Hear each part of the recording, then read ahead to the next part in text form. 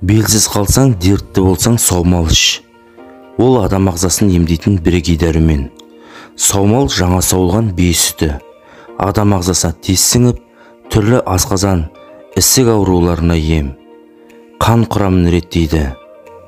Тіпті белсіздікті жояды дейді мамандар.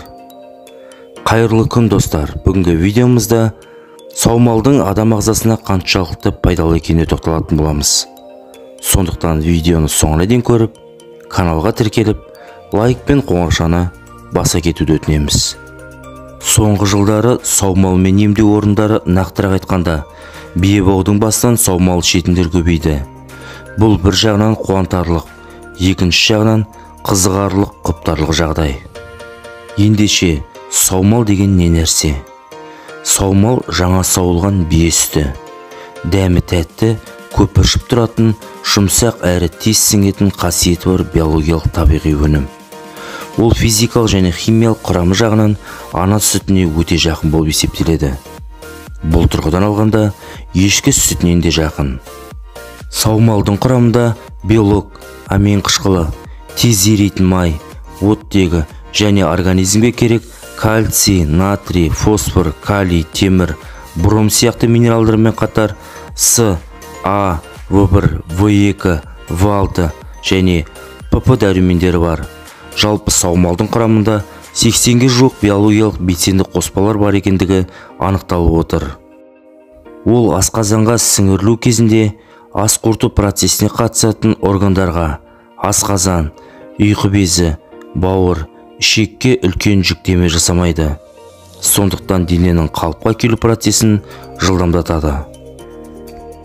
Саумал метаболизмді қалыпқа келтіруге, суық тию мен тұмаудың алдын алуға және қатерлі ісік ауруын емдеу үшін қолданады. Ол қан айналымды жақсартып, ер азаматтардың потенциясын күшейтеді. Сондай-ақ саумалдың көмегімен иммундық жүйенің қызметін жақсартуға және асқазанның ойық жарасын емдеуге болады. Бие сүтінде көптеген дәрумендер, микроэлементтер және басқа да биологиялық белсенді заттар бар. Айта кету керек, бұндағы кейбір микроэлементтер басқа сүт өнімдерінде кездеспейді. Ал құрамындағы С дәруменінің мөлшері сиырдың сүтінен 7 есе жоғары. Еуропаның ғалымдары саумалды емдік және диеталық өнім ретінде пайдалануға кеңес береді. Негізінен саумалды күніне 4-5 рет тамақтанудың алдында 20-30 минут бұрын 250 мл ішкен абзал. Осылай жалғасса, бір аптадан кейін адамның көңіл-күйі көтеріліп, ұйқысы жақсарып және тәбеті ашылады. Емделу уақыты 1 ай. Бие сүті сауылғаннан кейін 3 сағаттың ішінде негізгі қасиеттерін жоғалтады. Бірақ саумалды мұздату арқылы өмірін ұзартуға болады. Сол уақытта табиғи өнім барлық биологиялық белсенді компоненттер мен дәрумендерін сақтай алады. Достар, видеоны соңына дейін көрген болсаңыздар, каналға тіркеліп, лайк пен қоңыраушаны баса кетіңіздер.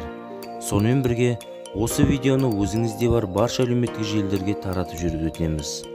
Қазақша арнаның дамуына өз үлестеріңізді қоса кетіңіздер.